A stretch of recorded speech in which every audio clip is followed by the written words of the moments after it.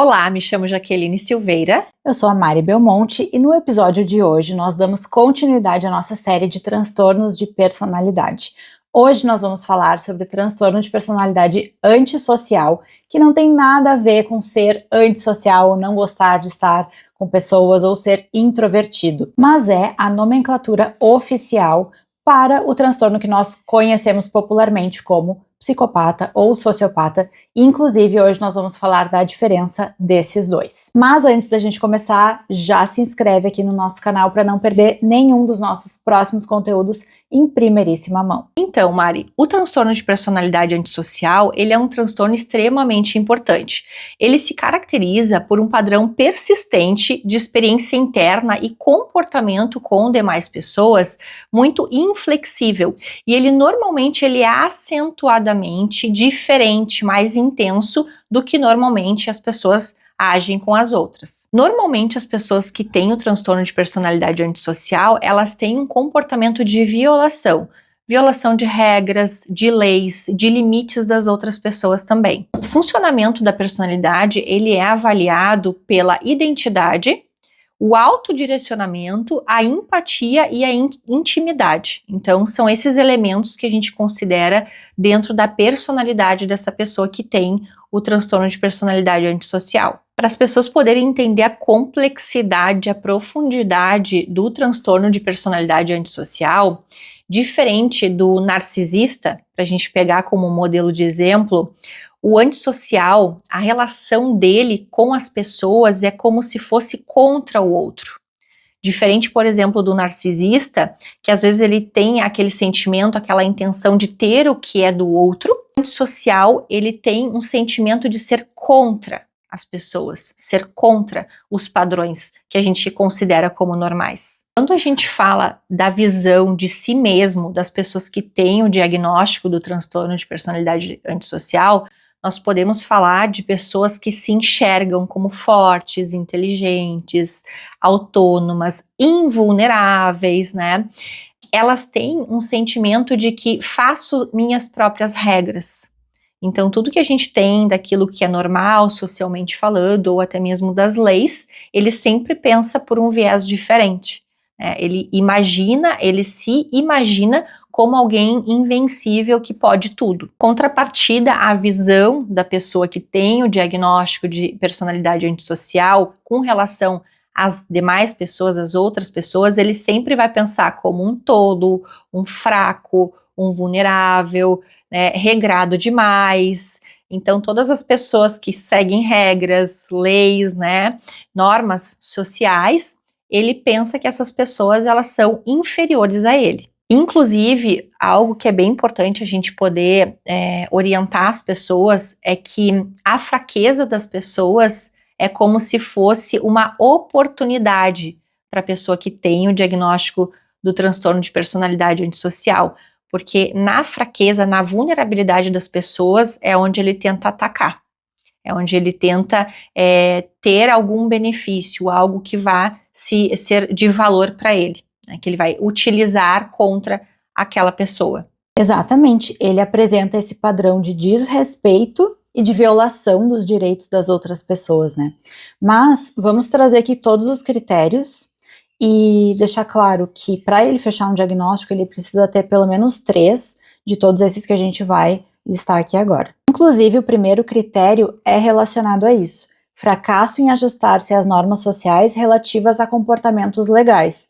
Ou seja, essas pessoas geralmente têm passagem pela polícia, já tiveram problemas de conduta desde a infância, em comportamentos que os pais conseguem observar, e a gente vai entrar mais nesse detalhe, porque essa é uma das características mais marcantes desse transtorno. Eles também já têm, desde muito cedo, uma tendência à falsidade.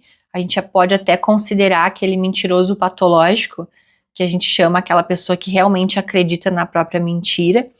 Pensando no caso de um adulto, normalmente pensando nos estelionatários aí, né, que acabam pegando o nome de outras pessoas, né, tem nomes falsos, então eles têm muito forte essa questão de mentiras repetitivas. E essas características, né, em relação à questão das mentiras, elas podem ser por uma trapaça, né, para ganhos próprios, por exemplo, mas também para um prazer pessoal. Eu lembrei agora daquele filme do golpista do Tinder, que ficou bem famoso, todo mundo sim. falou dele, né, aqui no Brasil, que é exatamente isso, ele fingia ser uma outra pessoa, usava uma identidade que não era dele, para dar o golpe nas pessoas financeiro, né, para ter o ganho financeiro e o prazer também de estar naquela situação, de estar enganando as outras pessoas, de se sentir o forte e as pessoas as fracas.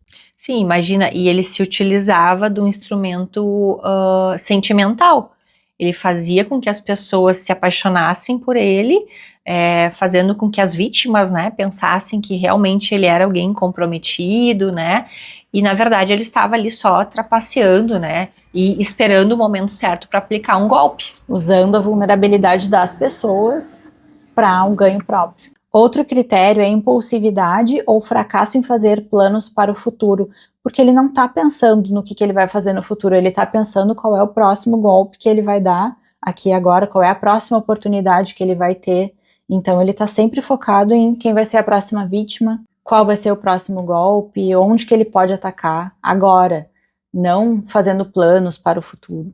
Sim, e dependendo da oportunidade, ele vai mudar de ideia. Se tiver uma oportunidade melhor que a outra que ele planejou ali anteriormente, ele vai. Irritabilidade e agressividade, conforme indicado por repetidas lutas corporais ou agressões físicas. Com relação ao transtorno de conduta, por exemplo, que a gente pode identificar ali, né, principalmente na primeira infância e adolescência, alguns traços já de uma criança ou adolescente que pode vir a se tornar uma pessoa que tem o diagnóstico de personalidade antissocial, que é aquela pessoa que tudo que acontece com ela, ela responde na agressão física. Principalmente na agressão física, mas claro, também na agressão verbal. Então são várias características que vão acontecendo, que vão surgindo na pessoa que tem esse perfil, né, essa tendência de ter ao transtorno de personalidade antissocial, dessas lutas, né, dessas agressões físicas e também na vida adulta. É o tipo de pessoa que resolve os seus problemas na base, né, da violência. Descaso pela segurança de si ou de outros. Então ele não está preocupado com o que vai acontecer, com as consequências, ou se ele vai ser preso, ou se alguém vai se machucar, ou se alguém vai morrer. Para ele, os fins justificam os meios. Desde que seja algo vantajoso, que ele imagine naquele momento que vai ter alguma vantagem, ele vai fazer. Mesmo que seja por um curto prazo de tempo, né? Porque vamos pensar, né? Uma pessoa que vai lá e faz um roubo, né? Ele imagina que a polícia vai atrás dele. Mas ele, por conta dessa questão da impulsividade, ele pensa, eu vou aproveitar aqui, enquanto eu puder, azar, depois eu vejo como é que vai ser. Uma forte característica também da pessoa que tem um transtorno de personalidade antissocial é a questão da irresponsabilidade. Então, dificilmente são pessoas que vão cumprir horários no seu trabalho ou que vão conseguir se manter no trabalho, justamente porque eles não lidam bem ou eles normalmente não conseguem lidar com figuras de autoridade, com ordens, com regras, né, com cumprimentos de coisas importantes que normalmente as pessoas fazem e nós sabemos que é normal. Eles não têm essa percepção. Inclusive na questão financeira. Eu tô me lembrando agora daquela série Inventando Anna, que é baseado numa história real e que era uma menina muito nova que ela conseguiu enganar todo mundo lá em Nova York. Ela quase conseguiu comprar um prédio, assim, era algo muito megalomaníaco. Ela tomou uma outra identidade, ela enganou os bancos, ela enganou amigos, pessoas de um meio com muito dinheiro, e ela fez com que todo mundo acreditasse que ela era uma socialite muito rica, herdeira. Ela criou toda uma história, toda uma identidade que não era dela, enganou todo mundo, enfim, no fim ela acabou sendo pega, spoiler aí pra quem não viu, mas é bem interessante de assistir, observando o padrão de comportamento dela, porque era uma visão de que não podia dar errado, então não importa a consequência. Ela estava devendo para um, ela estava devendo para o outro, mas ela estava lá pedindo empréstimo, ela dizia que o pai dela tinha dinheiro e que ele não estava transferindo porque ele estava na Alemanha e ela estava nos Estados Unidos e era o problema do banco. E quando a situação ficava visível ali que não ia acontecer, ela achava uma outra desculpa, não tinha como ela admitir que aquilo não era verdade, porque para ela era aquela socialite. Ela ia conseguir o dinheiro, ela ia conseguir comprar o que ela queria e ela ia fazer o que fosse necessário para alcançar o objetivo dela. E o último critério, que é a ausência de remorso. Essa aqui é uma bem importante também, né, já que conforme indicado pela indiferença ou racionalização em relação a ter ferido, maltratado ou roubado outras pessoas. Então a gente pode observar, inclusive nos filmes, tem muito disso. Aquela criança que maltrata animais, que vai lá, machuca o cachorro, o gato, o passarinho. Nesses filmes mais obscuros, geralmente tem uma cena assim. Então, é algo que se pode observar desde a primeira infância, essa crueldade de querer maltratar e sentir prazer naquilo ali, que é bem diferente de pessoas que não têm o transtorno, que têm empatia. Então, a pessoa que tem empatia, se ela vê alguém sendo machucado ou ferido, ela vai ter um impulso de querer ajudar, de querer proteger, de querer cuidar. E a pessoa que tem esse transtorno, não. Ela tem uma ausência de remorso. E olha que importante que é isso, né? Às vezes a gente se comunica de uma forma que não gostou, fez alguma coisa que não gostou e se sente super mal por causa disso, né? Com coisas que às vezes são até pequenas. Nós temos essa consciência, a gente tem esse sentimento de se sentir mal quando fez alguma coisa que machucou o outro. Claro. Imagina não sentir isso. É difícil para quem não tem esse transtorno entender essa complexidade que é essa ausência de remorso. É tu maltratar alguém e não sentir nada. Tu enxergar a pessoa como uma coisa, um objeto, né? Tu não vê a questão da violação de direitos, vem daí. Tu não enxerga a pessoa como uma pessoa que tem direito, tem direitos. Tu enxerga ela como um objeto, uma coisa que tá ali pra tu fazer o que tu quiser, usar da maneira que for melhor pra ti, ferir, machucar. Então é algo muito pesado. Muito, e também, na verdade, quando a gente para pensar na estrutura cerebral de pessoas que têm o diagnóstico do transtorno de personalidade antissocial, as partes do cérebro, quando a gente vai falar ali de estrutura em relação à empatia, que são essas coisas que tu tá trazendo, cuidado, zelo, é diferente das pessoas que têm, e eles, né, essas pessoas que são aí antissociais, elas não têm, então pensa que não é uma questão apenas de um querer, né, elas querem ser más ou elas querem ser boas, né, não é sobre isso, existe uma questão de estrutura cerebral, que claro, pode vir a ser algo de nascença, né, que nasceram assim, mas pode também ter uma questão em relação a meio social, né, em relação a como essa pessoa se formou, a sua infância, traumas, enfim, a história de vida dessa pessoa também pode formá-la um antissocial, né, e aí depois um sociopata também, né. Tem alguns pontos bem importantes também. A gente listou ali os critérios, mas a gente sabe que a avaliação para fazer um diagnóstico, ela é muito complexa. Não é só dizer, tem esse, não tem esse, tem esse, não tem esse. Tem todo o histórico clínico do paciente, tem toda a história de vida dele, como tu falou agora. Tem que ter sido observado isso desde a infância. O diagnóstico só pode ser dado a partir dos 18 anos. Então, existem várias outras questões que a gente precisa levar em conta, e esse diagnóstico só pode ser dado por psicólogos e psiquiatras. Nós temos aí uma prevalência, quando nós falamos de transtorno de personalidade antissocial, de um número maior em homens desse diagnóstico do que de mulheres. Mas isso não quer dizer que não existam mulheres também que são antissociais, né? Então nós temos vários casos aqui no Brasil, inclusive para citar, casos polêmicos, né, que saíram muito na mídia, e que nós vamos citar aqui alguns dos polêmicos para vocês, né? Sim, um dos mais famosos foi o caso da Suzanne von Richthofen, que parou o Brasil quando aconteceu aquele assassinato dos pais dela. Teve o caso da Elisa Matsunaga também, que ficou muito famoso no Brasil. Também teve o caso do goleiro Bruno, que também foi um absurdo no país que aconteceu. O caso da menina Isabela Nardoni, que foi assassinado pelo pai e a madrasta. Teve o caso do maníaco do parque também, que foi muito marcante, né? Mais antigo esse. Sim, o conhecido maníaco do parque, que se chama Francisco, agora está para fechar 30 anos de reclusão dele, e não se tem de fato uma decisão sobre soltura ou não. Nós sabemos que no Brasil nós não temos de fato uma lei mais rigorosa para crime hediondo. O Francisco, que é o maníaco do parque, vão fechar 30 anos então de reclusão. A pena no Brasil atualmente é de até 40 anos de prisão, porém essa lei ela foi constituída a partir de 2020, então acaba que o Francisco não ficando nessa última lei. Porém, inicialmente, ele foi condenado a 280 anos de prisão, que na verdade é uma coisa muito absurda, né, porque nenhum ser humano, inclusive, dura todo esse tempo. Mas o importante é a gente poder salientar aqui que o Francisco, ele é uma pessoa que em todo o tempo de reclusão dele, ele não teve uma avaliação psicológica, ele não passou por um tratamento psicológico, né? Não existiu esse amparo.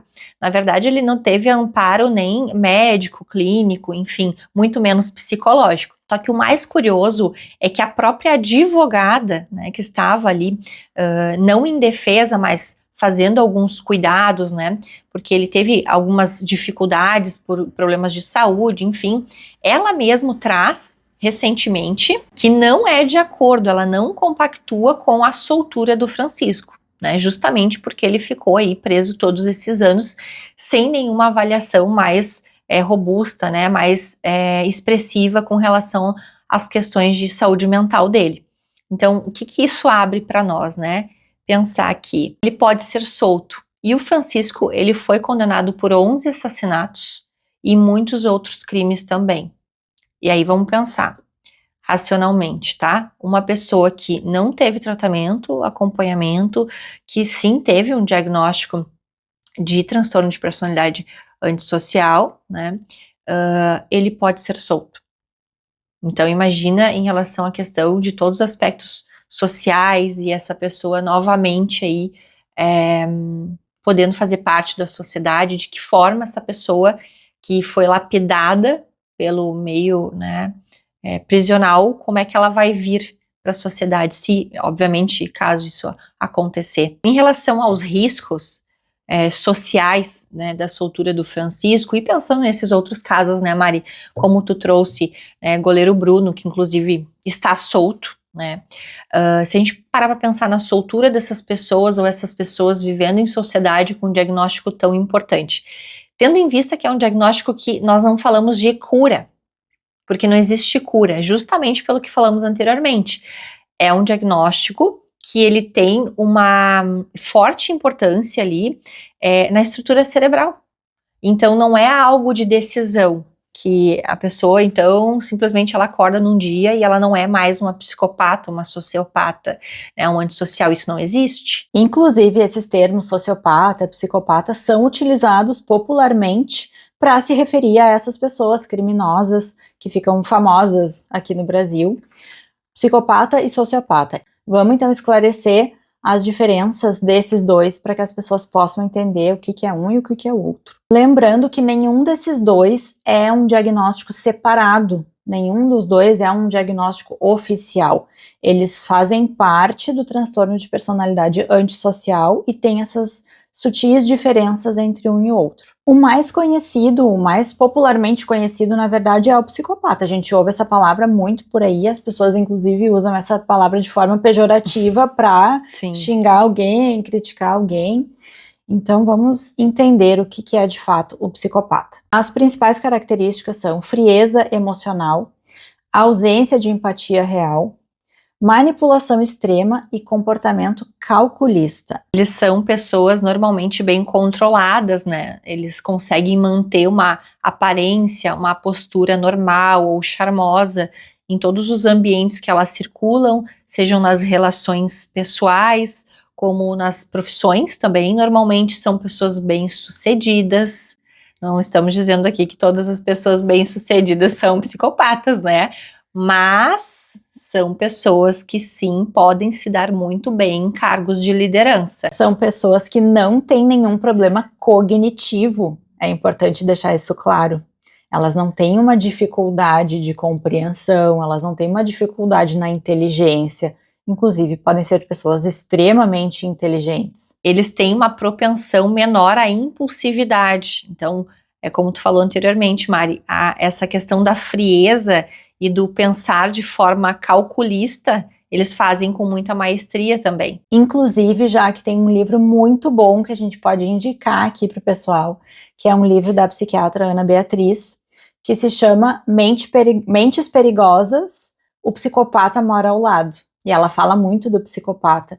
E ela traz um dado ali importante de que 4% da população mundial tem esse transtorno. Esse livro é muito interessante, apesar de o tema ser super pesado. São histórias de pessoas que ilustram como seria a vida desses psicopatas, né? Como que eles aplicam os seus golpes, que tipo de golpes que eles aplicam. Então é muito interessante de ver na prática como que essas pessoas se comportam. Na verdade, pode ser até algo protetivo as pessoas lerem esse tipo de livro, né, e se ambientar com esse tipo de conteúdo, apesar de ser algo meio pesado, até de forma protetiva.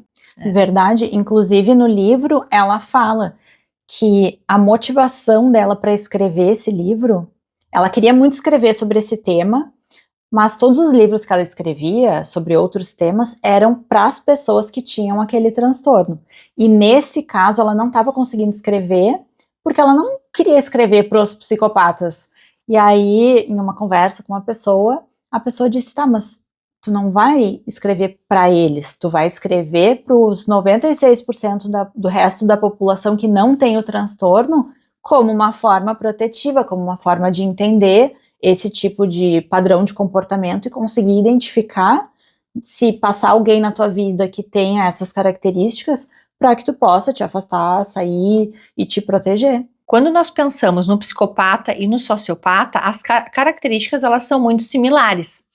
Mas o que acontece? Tem um ponto que é bem diferente no funcionamento, quando a gente vai falar dos dois, né, que estão dentro do transtorno de personalidade antissocial. Que diferente do psicopata, o sociopata, ele é muito mais impulsivo, explosivo e tem comportamentos mais erráticos. Então, o sociopata, ele vai ser a pessoa que vai ser o criminoso que vai ser descoberto mais rápido, né?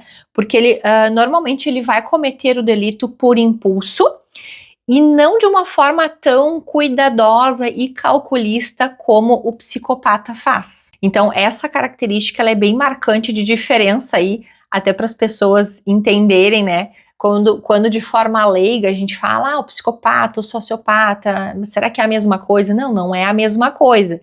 Existem essas características sutis, mas que sim, fazem com que, em termos técnicos, né, a gente possa dizer que são diferentes. Uma diferença também que nós podemos considerar do psicopata para o sociopata é que o sociopata, ele pode sentir algum tipo de culpa, apego, embora que limitado, né? Então, diferente do psicopata, que ele não vai ter isso, o sociopata pode sim ter, mesmo que de forma reduzida.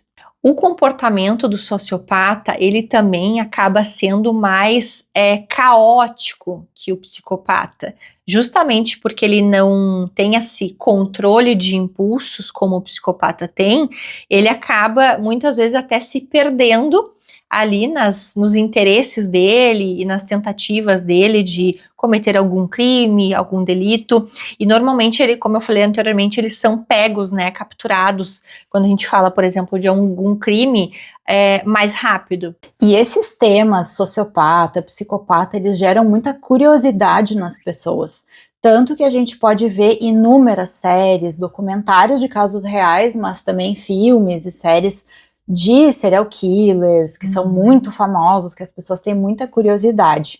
A gente sabe que sangue vende mais que comédia, justamente porque aquilo que tá ali no filme é uma situação que a pessoa que tá assistindo nunca vai viver. Da mesma maneira que acontece com filmes de ação, filmes de tiroteio, filmes de perseguição de carros, é alguma coisa que na tua vida tu não vai viver. Então isso gera muita curiosidade de saber como é que funciona. Tá, mas ele não tem medo de ser pego? E se ele for preso? Eu nessa situação faria o quê? Então isso gera muita curiosidade nas pessoas e por isso que esse tipo de filme, série é tão famoso e toma uma proporção tão grande na mídia e entre as pessoas. Sim, os filmes, séries, enfim, de serial killer, se a gente abrir hoje a televisão ali, olhar os aplicativos, o que mais tem é aqueles perfis ali de filmes de serial killer. Não sei se, aqui já tô fazendo uma confissão, né, não sei se as minhas pesquisas, elas são muito voltadas a isso, porque eu particularmente tenho curiosidade e gosto bastante de ver filme de serial killer, de assassinos, enfim, justamente, Mari, por isso que tu tá falando. Então tu trouxe agora e eu me vi nessa situação, nessa mesma situação que tu trouxe, de curiosidade, de pensar, nossa, imagina, isso nunca na minha realidade, eu que não tenho um transtorno de personalidade antissocial, né, isso vai ser um fato, vai ser algo real na minha vida. Então, claro que desperta uma curiosidade ali maior, né.